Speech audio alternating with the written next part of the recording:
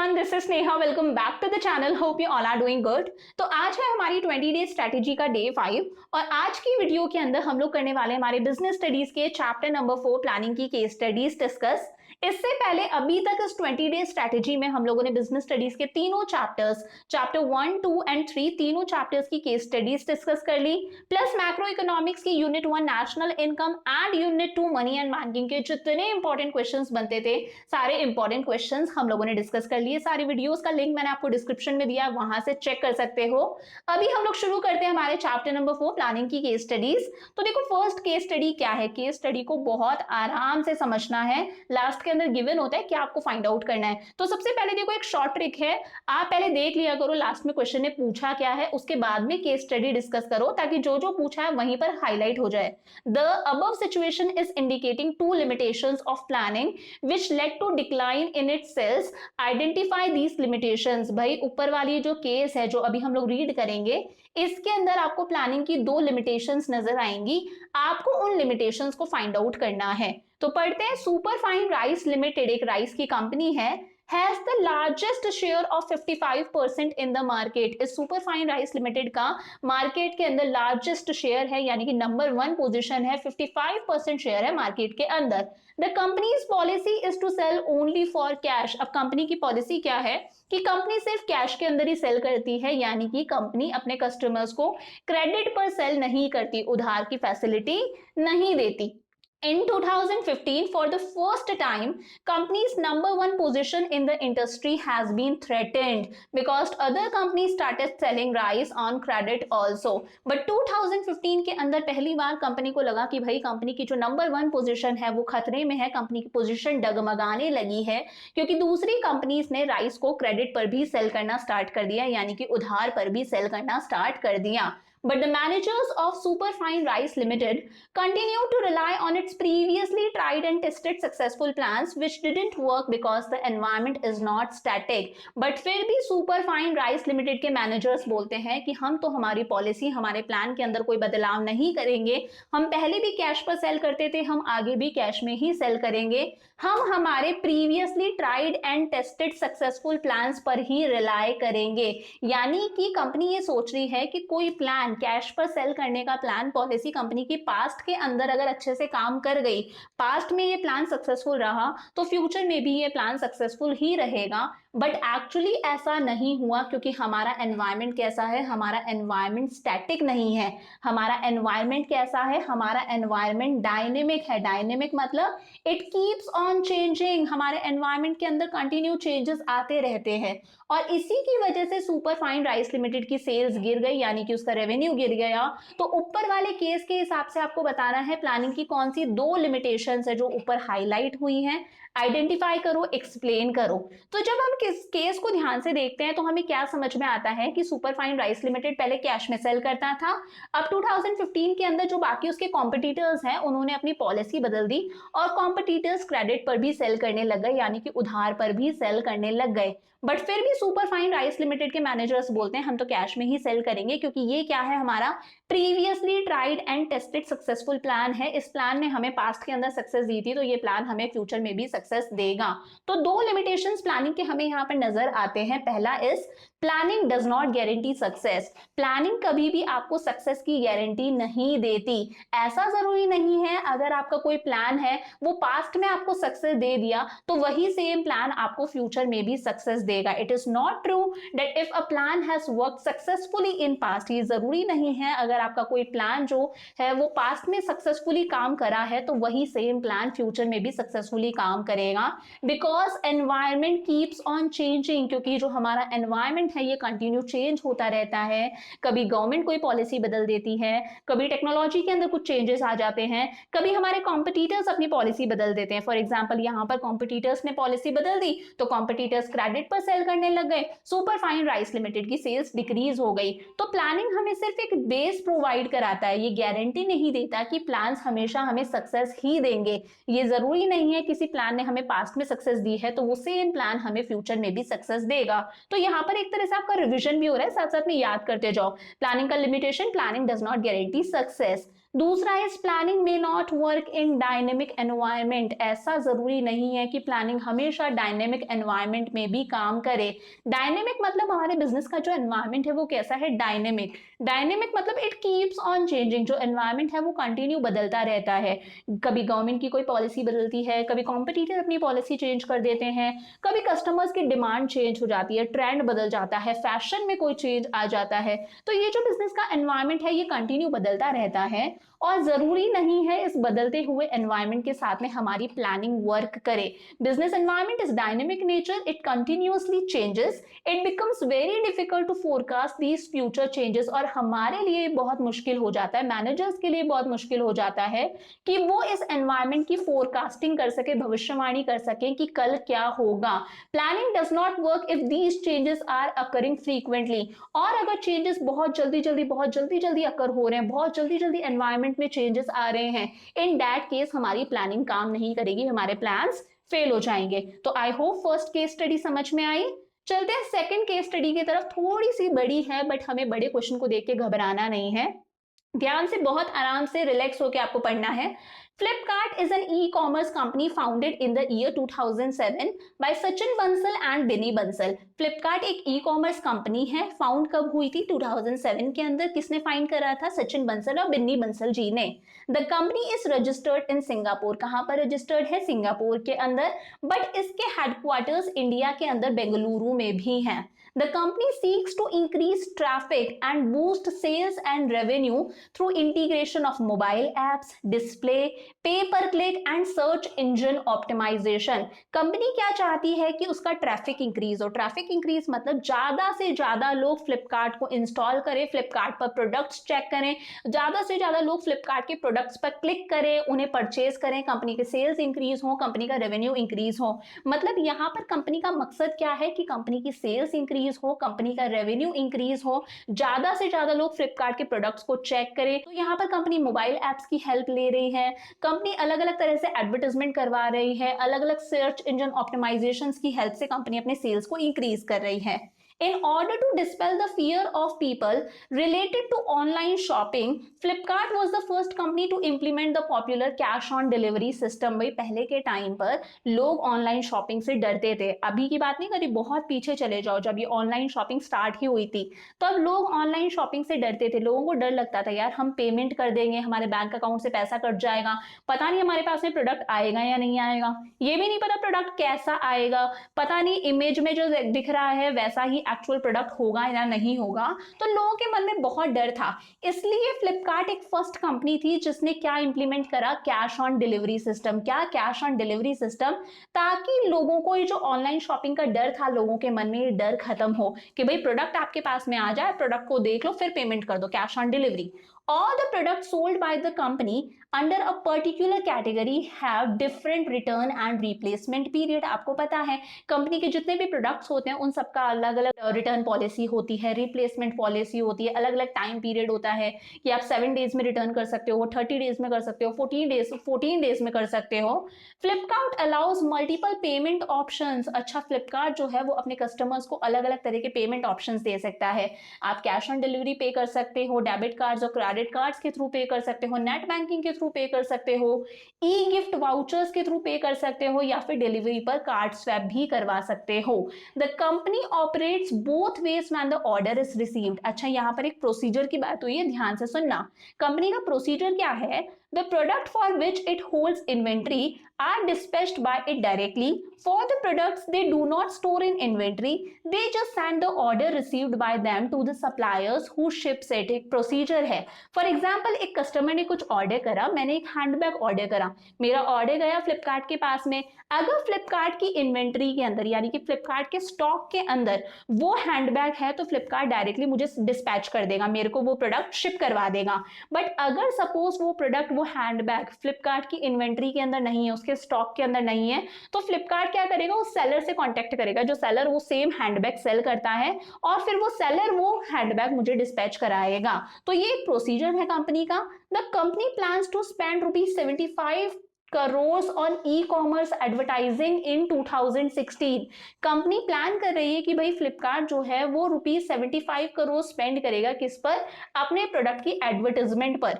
Flipkart reserves the right to terminate your membership or refuse to provide you with access to the website if it is brought to the notice or it is discovered that you are under the age of 18 years। भाई अगर Flipkart को पता चलता है कि आपकी उम्र 18 साल से कम है तो Flipkart आपकी मेंबरशिप को टर्मिनेट कर देगा या फिर उस आपको अपनी वेबसाइट जो है वो एक्सेस नहीं करने देगा, आपको Flipkart नहीं चलाने देगा अगर आपकी उम्र 18 साल से कम है।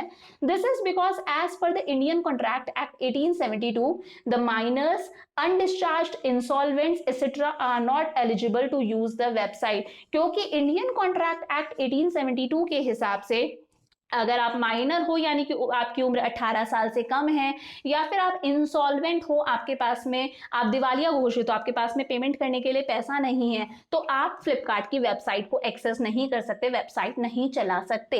In the context of the above case, ऊपर हम लोग जो इतनी सारी रामायण पढ़ी उसके हिसाब से आपको क्या करना है, identify and explain the different types of plans being used by Flipkart. आपको अलग अलग तरह के प्लान्स यहाँ पर आइडेंटिफाई करने और उनको एक्सप्लेन करना है। अब बेटा याद करो हम लोगों ने अलग अलग तरह के प्लान्स पढ़े थे, types of plans, planning chapter के एंड में। तो अलग अलग तरह के प्लान्स कौन से होते हैं, objectives, strategies, policies, method, procedure, rule, budget, ये क्या थे, 8 डिफरेंट टाइप्स ऑफ प्लान्स थे। तो आपको ऊपर वाले कंटेक्स्ट के हिसाब से लाइंस को कोट कर करके अलग अलग तरह के प्लान्स यहाँ पर बताने हैं। तो सबसे पहले बात करते हैं, देखो यहाँ पर आया था The company seeks to increase traffic and boost sales and revenue through integration of mobile apps, display, pay-per-click and search engine optimization। ये क्या है, कंपनी का मकसद है। कंपनी का मकसद क्या है कि कंपनी अपने सेल्स और रेवेन्यू को इंक्रीज कराना चाहती है इन वेज के थ्रू। तो ये कंपनी का मकसद है यानी कि कंपनी का गोल है, तो गोल को हम लोग बोलते हैं ऑब्जेक्टिव। तो पहले तरह का प्लान हमें कौन सा मिला, ऑब्जेक्टिव्स। ऑब्जेक्टिव्स क्या होते हैं, एंड रिजल्ट्स की कंपनी एक्चुअली क्या हासिल करना चाहती है अपने एक्टिविटीज के through. All the activities within the organisation are directed towards achieving these objectives. और बाकी जितनी भी एक्टिविटीज हैं हम इसीलिए परफॉर्म करते हैं ताकि हम इन ऑब्जेक्टिव्स को अचीव कर सके। तो ऑब्जेक्टिव्स क्या होते हैं, एंड रिजल्ट्स यानी कि गोल्स होते हैं। तो ऑब्जेक्टिव्स की डेफिनेशन लिख दी। अब हमें लाइन भी कोट करनी है तो हम वो सेम लाइन लिख देंगे इन्वर्टेड कॉमास में। The company seeks to increase traffic, company अपना ट्रैफिक इंक्रीज करना चाहती है, अपने सेल्स और रेवेन्यू को इंक्रीज करना चाहती है इन तरीकों के थ्रू। सेकंड हमें क्या दिखता है, सेकंड देखो हमें यहाँ पर दिखता है, आगे पढ़ते हैं हम। Flipkart was the first company to implement the popular cash on delivery system. Flipkart ने देखा कि लोग ऑनलाइन शॉपिंग के नाम से ही डरते हैं, तो फ्लिपकार्ट वो पहली कंपनी थी जिसने कैश ऑन डिलीवरी की फैसिलिटी लोगों को देना स्टार्ट करा। तो ये क्या थी, फ्लिपकार्ट की एक स्ट्रैटेजी थी कि दूसरे लोग ऐसा नहीं करते तो मुझे ऐसा करना चाहिए। तो इसे हम लोग बोलते हैं स्ट्रैटेजी। स्ट्रैटेजी क्या है, कॉम्प्रिहेंसिव प्लान है। हमारे ही प्लान को अचीव करने के लिए, ऑब्जेक्टिव को अचीव करने के लिए हम लोग जो एक बहुत ही वेल डिफाइंड डिटेल में डिस्क्राइब करके एक प्लान बनाते हैं। जो हमारी स्ट्रेटेजी है वो क्या है, एक कॉम्प्रिहेंसिव प्लान है। तो in order to dispel the fear of people, लोगों के मन से ऑनलाइन शॉपिंग का डर हटाने के लिए फ्लिपकार्ट ने क्या इंप्लीमेंट करा, कैश ऑन डिलीवरी फैसिलिटी। फिर आता है, देखते हैं आगे पढ़ते हैं क्या है। आगे जो पढ़ते हैं तो हमें क्या मिलता है, all the products sold by the company under a particular category may have different return और रीप्लेसमेंट पॉलिसी। भाई यहाँ पर हमें समझ में आता है कि कंपनी के सारे ही प्रोडक्ट्स के लिए अलग अलग रिटर्न और रीप्लेसमेंट पीरियड है कि किसी पर्टिकुलर प्रोडक्ट को आप इतने टाइम के लिए अंदर अंदर रिटर्न करवा सकते हो, इतने टाइम के अंदर अंदर रिप्लेस करवा सकते हो।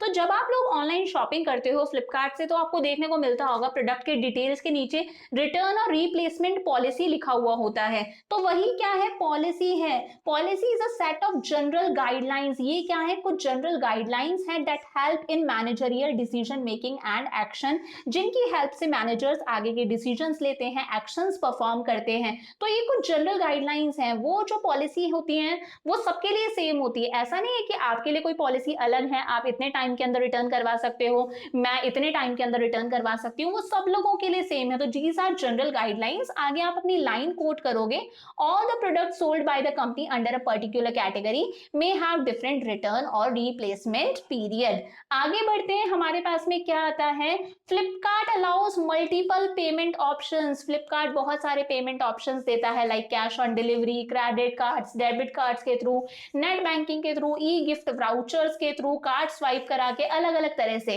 तो ये क्या है, कुछ मेथड्स हैं, क्या है, कुछ तरीके हैं, ये पेमेंट के मेथड्स हैं। तो यहाँ पर ये हमारा कौन सा प्लान हो गया, ये मेथड हो गया। मेथड का मतलब क्या है, prescribed ways or manner in which a task has to be performed. इस पर्टिकुलर टास्क को आप किस किस तरीके से कर सकते हो. फॉर एग्जाम्पल अगर आप डेप्रिशिएशन चार्ज कर रहे हो तो अलग अलग तरह के मेथड्स होते हैं ना, diminishing value method, return down value method, अलग अलग तरह के मेथड्स होते हैं. तो ये क्या है, कुछ तरीके हैं जिनके थ्रू आप पर्टिकुलर टास्क को परफॉर्म कर सकते हो. लाइन कोट कर दोगे कि फ्लिपकार्ट हमें अलग अलग तरह के मेथड्स यानी कि ऑप्शंस देता है, COD, credit card, debit cards, net banking, e gift, vouchers. फिर आगे नेक्स्ट आता है हमारे पास में प्रोसीजर. देखो इसके जस्ट नीचे प्रोसीजर भी था. प्रोसीजर मैंने आपको एक्सप्लेन भी करा था कि आपने अगर एक हैंडबैग ऑर्डर करा, कंपनी की इन्वेंट्री के अंदर अगर वो हैंडबैग है तो कंपनी डायरेक्टली आपको डिलीवर कर देगी, डिस्पैच कर देगी. बट अगर नहीं है तो कंपनी सेलर से कॉन्टेक्ट करती है, सेलर से वो चीज अपने पास में मंगवाती है, फिर हमें डिस्पैच करती है. तो जब हम कोई सीरीज फॉलो करते हैं, पर्टिकुलर सीरीज ऑफ स्टेप्स, उसे प्रोसीजर बोला जाता है. तो यहाँ पर कुछ पर्टिकुलर सीरीज होती है कि स्टेप बाय स्टेप इसके बाद में क्या होगा, एक क्रोनोलॉजिकल ऑर्डर होता है कि हमने ऑर्डर दिया, फ्लिपकार्ट देखेगा वो चीज उसकी इन्वेंट्री में है या नहीं है, नहीं है तो सेलर से कांटेक्ट करेगा, सेलर भिजवाएगा फ्लिपकार्ट को, फ्लिपकार्ट दोबारा डिस्पैच कराएगा हमको. तो ये क्या है, प्रोसीजर है. फिर बजट की बात करी गई थी. बजट की बात मैं यही बता देती हूँ. कंपनी 75 करोड़ रुपीस स्पेंड करेगी 2016 के अंदर ई कॉमर्स एडवर्टाइजिंग पर. तो जब भी हम न्यूमेरिकल टर्म्स में किसी चीज को बताते हैं, फाइनेंशियली जब हम कोई चीज प्लान कर रहे हैं, हम कितना पैसा खर्च करने वाले हैं, या किसी भी चीज को अगर हम नंबर्स के अंदर बताते हैं तो उसे हम लोग क्या कहते हैं, बजट. और लास्ट है रूल. रूल मतलब क्या होते हैं, रूल एक स्पेसिफिक स्टेटमेंट होता है जो ये बताता है कि क्या कर सकते हैं, क्या नहीं कर सकते. रूल्स मतलब ये स्पेसिफिक स्टेटमेंट्स है जो ये बताते हैं what to do and what not to do. For example school के अंदर आपको स्कूल यूनिफॉर्म में ही जाना है, स्कूल के अंदर फोन अलाउ नहीं होता, पर्सनल कॉल्स अलाउ नहीं होते हैं वर्क प्लेस के ऊपर. तो ये क्या है, कुछ डूज एंड डोंट्स हैं. तो यहाँ पर फ्लिपकार्ट का रूल क्या है कि अगर आपकी उम्र 18 साल से कम है तो फ्लिपकार्ट आपकी मेंबरशिप को टर्मिनेट कर देगा या फिर आपको अपनी वेबसाइट एक्सेस नहीं करने देगा. According to Indian Contract Act 1872 जो फ्लिपकार्ट है वो माइनर्स के साथ में डील नहीं कर सकता. जो इंसॉल्वेंट्स है, जो लोग दिवालिया घोषित हैं, पूरी तरह से कर्जे में डूबे हुए हैं, पेमेंट नहीं कर सकते, ऐसे लोग फ्लिपकार्ट की वेबसाइट को एक्सेस नहीं कर सकते. तो ये क्या थे, कुछ प्लान्स थे जो हमें पता चले इस केस स्टडी के थ्रू. तो साथ साथ में आपका रिवीजन भी हो रहा है. चलते हैं हमारी थर्ड केस स्टडी की तरफ. थर्ड केस स्टडी क्या कहती है, after completing a diploma in bakery, bakery में अपना डिप्लोमा कंप्लीट करने के बाद में Payal sets up a small outlet at Goa airport. Payal ने अपना एक छोटा सा आउटलेट स्टार्ट करा गोवा एयरपोर्ट पर to provide healthy food options to the travellers. और वो लोगों को हेल्दी फूड प्रोवाइड कराती है, हेल्दी फूड ऑप्शन दे रही है. To begin with she has decided to sell 5 types of patties. शुरुआत में उसने सोचा कि मैं ये 5 तरह की तो पेटीज सेल करूंगी. 3 टाइप्स ऑफ पिज्जा, 3 तरह के मैं पिज्जा सेल करूंगी. मुंह में पानी आ रहा होगा ना. And low sugar muffins in 4 flavours. तो यहाँ पर पायल कहती है कि भाई मैं 5 तरह की तो पेटीज सेल करूंगी, 3 तरह के पिज्जा सेल करूंगी और लो शुगर मफिन सेल करूंगी 4 अलग अलग फ्लेवर्स के अंदर. Thus by deciding in advance what to do and how to do, Payal ने एडवांस में डिसाइड कर लिया क्या करना है, कैसे करना है. She is able to reduce the risk of uncertainty. तो अपने आप ही एक अनसर्टेनिटी का रिस्क कम हो जाता है. प्लानिंग का ये क्या है, एक इंपॉर्टेंस. आगे यही पूछा होगा कि प्लानिंग की इंपॉर्टेंस क्या है. प्लानिंग की इंपॉर्टेंस है that planning reduces the risk of uncertainty. अगर आपने चैप्टर अच्छे से पढ़ा है तो आपको याद होगा. अगर हम लोगों ने एडवांस में प्लानिंग करी है, डिसाइड करा है what to do, how to do, when to do, from home to do, तो कहीं ना कहीं हम फ्यूचर में होने वाली अनसर्टेनिटी के रिस्क को कम कर सकते हैं. And avoids overlapping and wasteful activities. और अगर आपने प्लानिंग सही से करी है तो कहीं ना कहीं वेस्टफुल एक्टिविटीज भी कम होंगी, overlapping and duplication of work भी कम होगा. But sometimes the planning does not work due to some unavoidable circumstances like cancellation of flights due to bad weather, government alert, etc. But कई बार उसकी planning सही से काम नहीं कर पाती, वो जैसा उसने सोचा था वो वैसे एक्चुअली नहीं कर पाती, क्योंकि कई बार कुछ अनअवॉइडेबल सर्कमस्टांसेस ऐसे होते हैं. For example flights he cancel हो गई क्योंकि वेदर सही नहीं था, गवर्नमेंट की कोई पॉलिसी चेंज हो गई, कोई गवर्नमेंट अलर्ट है. इन दैट केस वो अपनी पेटीज, अपने पिज्जा, अपने मफिन्स किसको बेचेगी जब वहां पर क्लाइंट्स ही नहीं नहीं है, जब वहां पर फ्लाइट्स ही नहीं आ रही हैं, तो इन द अबव केस आपको ऊपर वाले केस को देख के बताना है कि प्लानिंग की कौन कौन सी इंपॉर्टेंस यहाँ पर हाईलाइट हुई है। तो इंपॉर्टेंस तो हमें साफ दिख गई थी भाई, अगर आपने प्लानिंग कर लिया, आपने पहले से डिसाइड कर लिया what to do and how to do, तो कहीं ना कहीं planning reduces the risk of uncertainty. Planning अपने आप ही अनसर्टेनिटी का रिस्क कम कर देती है। दूसरी इंपॉर्टेंस हमें दिखी यहाँ पर कि अगर आपने चीजें सही से प्लान करी है तो अपने आप ही ओवरलैपिंग ऑफ वर्क कम होगा, डुप्लीकेशन ऑफ एक्टिविटीज कम होगा, वेस्टफुल एक्टिविटीज कम होगा, रिसोर्सेज का ऑप्टिमम यूटिलाइजेशन होगा। तो इंपॉर्टेंस क्या है? Reduces the risk of uncertainty. Organisations को बहुत सारी अनसर्टेनिटीज का, बहुत सारी अनएक्सपेक्टेड सिचुएशंस का सामना करना पड़ता है।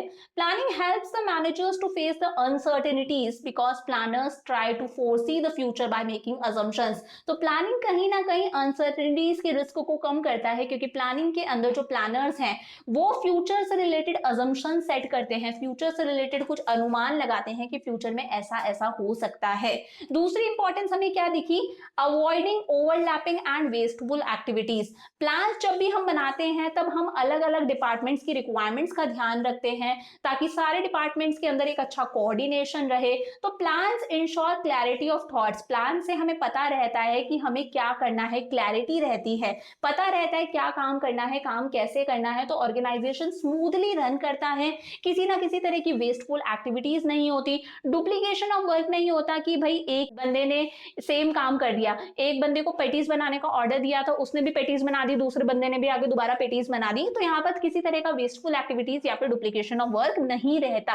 और साथ साथ में इसी क्वेश्चन के अंदर आपको प्लानिंग की लिमिटेशन भी बतानी थी, तो मुझे यहाँ पर साफ दिख गई थी कौन सी प्लानिंग की लिमिटेशन आई है यहाँ पर। That planning does not work in dynamic environment. Dynamic environment में प्लानिंग वर्क नहीं करती, उसकी सारी की सारी प्लानिंग धरी रह जाती है जब फ्लाइट्स नहीं आती, बैड वेदर कंडीशंस की वजह से, जब कस्टमर्स ही नहीं आ रहे, जब गवर्नमेंट का कोई अलर्ट है, इन दैट केस उसकी सारी प्लानिंग फेल हो जाती है। तो हम लिमिटेशन में बोल सकते हैं प्लानिंग में not work in dynamic environment. एक ऐसा एनवायरनमेंट जो कंटिन्यू बदलता रहता है, उस एनवायरनमेंट के अंदर प्लानिंग वर्क नहीं करती। Next case study, question number 4 हमारा अगेन थोड़ी सी बड़ी केस स्टडी है। Agile Limited is a well-known automobile manufacturing company in India. Agile Limited India की एक well-known automobile manufacturing company है। पहले देख लेते हैं क्वेश्चन में करना क्या है। Name the function of management described in the above paragraph. Management के कौन से फंक्शन की यहाँ बात हुई है? तो ऑब्वियस ही बात है, हम लोग प्लानिंग की केस स्टडीज कर रहे हैं तो यहाँ पर प्लानिंग की ही बात हुई है। Identify and explain the various steps involved in the process of the function.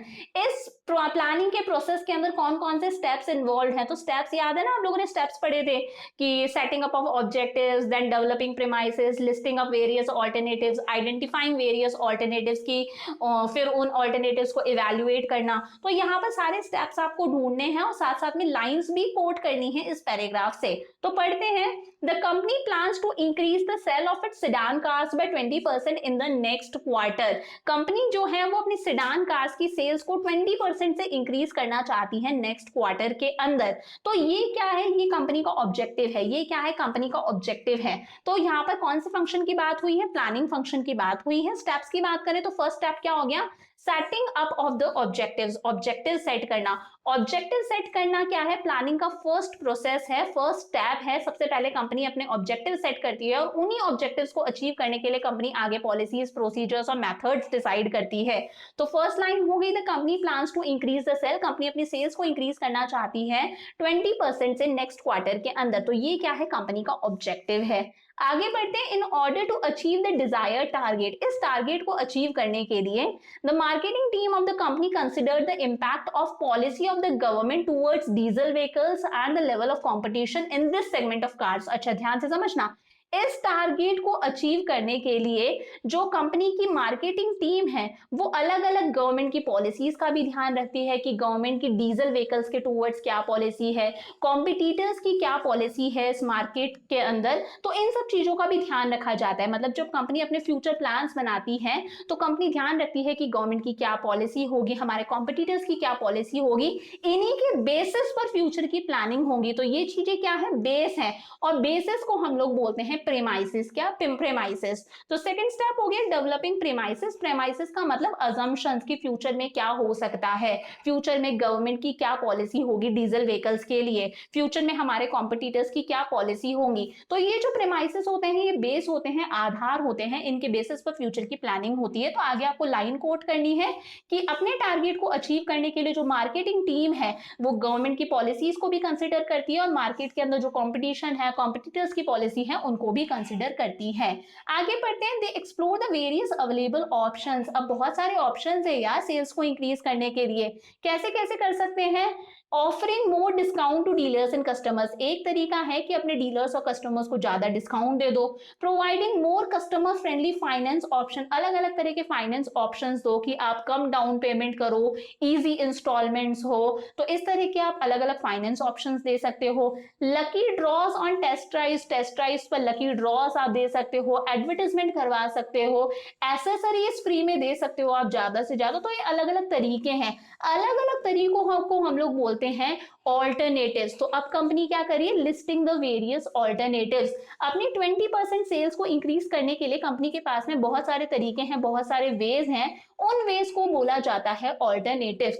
तो after setting the objectives, objective set कर लिए, प्रीमाइसेस डेवलप कर लिए, अब कंपनी अलग अलग ऑल्टरनेटिव्स ढूंढती है जिनके थ्रू उन ऑब्जेक्टिव्स को अचीव किया जा सकता है। तो ये सारे के सारे हमारे पास में हमारे ऑल्टरनेटिव्स आ गए कि कस्टमर्स को डिस्काउंट दिया जा सकता है, कस्टमर फ्रेंडली फाइनेंस ऑप्शंस दे सकते हैं, लकी ड्रॉस, एडवर्टाइजमेंट पे अच्छा खासा पैसा खर्च और फ्री एसेसरीज भी हमारे कस्टमर्स को दिए जा सकते हैं। आगे बढ़ते हैं, आगे क्या लिखा है, a thorough analysis of the various available options is done keeping in view the relative viability of each option. जितने भी अवेलेबल ऑप्शंस है यानी कि ऑल्टरनेटिव्स है उनका अच्छे से एनालिसिस हुआ। एनालिसिस मतलब सबके प्रॉस और कॉन्स देखे कि हर ऑल्टरनेटिव के क्या ड्रॉबैक्स हैं, क्या मेरिट्स हैं। तो ये हमारा नेक्स्ट स्टेप हो गया इवैल्यूएशन ऑफ डिफरेंट ऑल्टरनेटिव्स। आपने जितने भी ऑल्टरनेटिव्स ऊपर देखे सारे ऑल्टरनेटिव्स को इवैल्यूएट करना, सबके पॉजिटिव और नेगेटिव एस्पेक्ट्स को नोट डाउन करना। A thorough analysis of the various options is done, keeping in view the viability of each option. फिर चलते हैं आगे क्या है, the company decides to pursue the option of offering more discount to dealers and customers in order to boost the sale of sedan cars. कंपनी ने कौन सा ऑल्टरनेटिव डिसाइड करा, कंपनी ने डिसाइड करा कि वो अपने कस्टमर्स को डिस्काउंट देगी और डिस्काउंट देके वो अपनी सेल्स को इंक्रीज करेगी। तो नेक्स्ट हमारा स्टेप क्या हो गया, सिलेक्टिंग एन ऑल्टरनेटिव। जो बेस्ट ऑल्टरनेटिव था उसको सिलेक्ट करना। बेस्ट ऑल्टरनेटिव को हम कैसे सिलेक्ट करते हैं, ऊपर हम लोगों ने सबके प्रॉस और कॉन्स देखे, सबके मेरिट्स और डीमेरिट्स। तो ऐसा ऑल्टरनेटिव जिसके डीमेरिट्स तो कम है और मेरिट्स सबसे ज्यादा हैं, ऐसा ऑल्टरनेटिव जो सबसे ज्यादा फीएसिबल है, जिसे हम हासिल कर सकते हैं, जो सबसे ज्यादा प्रॉफिटेबल है, जिसके नेगेटिव एस्पेक्ट्स कम है, हम उस ऑल्टरनेटिव को सिलेक्ट करेंगे। तो यहाँ पर कौन सा ऑल्टरनेटिव सिलेक्ट हुआ, कस्टमर्स को डिस्काउंट देके कंपनी अपनी सेल्स को इंक्रीज करेगी। आगे बढ़ते हैं, आगे क्या है, in order to implement the plan. अब नेक्स्ट स्टेप आ जाएगा इंप्लीमेंटिंग द प्लान। हम लोगों ने डिसाइड कर लिया ऑल्टरनेटिव कौन सा है, अब implementing the plan. In order to implement the plan they determine various discount packages and communicate the same to the product dealers. अपने प्लान को इंप्लीमेंट करने के लिए कंपनी ने अलग अलग डिस्काउंट पैकेजेस के बारे में अपने कस्टमर्स को कम्युनिकेट करा। To make the prospective customers aware about the new available benefits, advertisements are made through various sources like print and electronic media. Company ने अलग अलग तरह से एडवर्टाइजमेंट कराया, प्रिंट मीडिया के थ्रू, इलेक्ट्रॉनिक मीडिया के थ्रू, और अपने कस्टमर्स को इन डिस्काउंट फैसिलिटीज के बारे में बताया। तो यहाँ पर ये क्या कर दिया, कंपनी ने प्लान को इंप्लीमेंट कर दिया, साथ में आपने लाइन भी कोट कर दी। और लास्ट स्टेप आता है हमारा फॉलो अप एक्शन। ये भी देख लो फॉलो अप एक्शन में क्या होता है, the market analysis of the company keeps a close watch on the revenue from the sedan cars to study the effect of new initiative by the company to promote its sale. अब जो market analyst हैं वो closely watch भी करते हैं, वो sedan cars की cell को देखते हैं कि भाई सेल्स वाकई में इंक्रीज हो रही है या नहीं हो रही। वो चेक करते हैं कि कंपनी ने जो ये इनिशिएटिव लिया है, ये जो नया प्लान बनाया है, क्या ये प्लान एक्चुअली वर्क कर रहा है या नहीं कर रहा। तो जब हमने प्लान को इंप्लीमेंट कर दिया तो उस प्लान को कंटिन्यूअसली चेक करना, monitoring of plans is equally important. साथ में उस प्लान को मॉनिटर करना, चेक करना कि हम लोगों ने जो प्लान बनाया है वो प्लान सक्सेसफुली काम कर रहा है या नहीं कर रहा। वो है हमारी प्लानिंग का last step, that is follow up action. तो साथ साथ में याद कर लो स्टेप्स कौन से थे, setting up of the objectives, उन ऑब्जेक्टिव्स को अचीव करने के लिए सबसे पहले बेस तैयार करना यानी कि डेवलपिंग प्रीमाइसेस, अलग ऑफ ऑल्टरनेटिव्स ढूंढना, लिस्टिंग द वेरियस ऑल्टरनेटिव्स, सारे ऑल्टरनेटिव्स को इवैल्यूएट करना, इवैल्यूएशन ऑफ डिफरेंट ऑल्टरनेटिव्स, फिर बेस्ट ऑल्टरनेटिव को सिलेक्ट करना, सिलेक्टिंग एन ऑल्टरनेटिव प्लान को इंप्लीमेंट करना, और फिर चेक करना प्लान सही से काम कर रहा है या नहीं करना, यानी कि फॉलो अप एक्शन। अब आज की last case study, Suhasini, a home science graduate from a reputed college. Suhasini जिसने एक बहुत ही अच्छे कॉलेज से अपनी होम साइंस की में ग्रेजुएशन करी है, has recently done a cookery course, उसने कुकरी कोर्स कंप्लीट करा। She wish to start her own venture, अपना खुद का बिजनेस, खुद का वेंचर स्टार्ट करना चाहती है, और उसका मेन मकसद क्या है कि वो लोगों को हेल्दी फूड प्रोवाइड करेगी, वो भी रीजनेबल प्राइसेस पर। She discussed her idea with her teacher, उसने अपना आइडिया अपनी टीचर, अपनी मेंटोर के साथ में डिस्कस करा, जिसने उस आइडिया को काफी एनकरेज भी करा, काफी पसंद भी करा। After analysing various options for starting her business venture, उसने बहुत सारे ऑप्शंस एनालाइज करे कि किस तरह से वो अपना बिजनेस स्टार्ट करेगी, तो उसने कुछ ऑप्शंस को शॉर्टलिस्ट करा। जैसे उसने ऑप्शंस शॉर्टलिस्ट करे कि भाई मैं ready to make vegetable shakes बेच सकती हूँ और मैं सत्तू मिल्क शेक भी बेच सकती हूँ।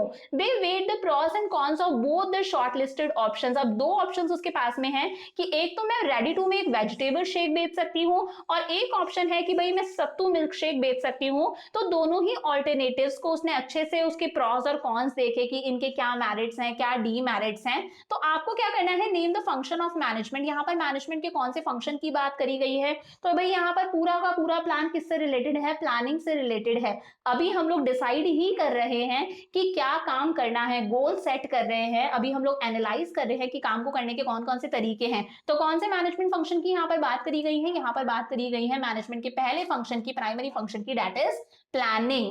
आगे बोलता है प्लानिंग का कोई एक कैरेक्टरिस्टिक बताओ। तो भाई प्लानिंग के अंदर यहाँ पर क्या करा जा रहा है, यहाँ पर डिसीजंस लिए जा रहे हैं, यहाँ पर एनालाइज करा कि कौन कौन से ऑप्शंस हैं, फिर दो ऑप्शंस हमें मिले, दोनों ऑप्शंस के प्रॉन्स और कॉन्स देखे कि क्या मेरिट्स हैं, क्या डीमेरिट्स हैं। तो यहाँ पर क्या होता है, डिसीजन मेकिंग होता है। तो कैरेक्टरिस्टिक हमें मिल गया that planning involves decision making. Planning के अंदर हमें डिसीजंस लेने पड़ते हैं। Planning essentially involves application of rational thinking to choose the best alternative.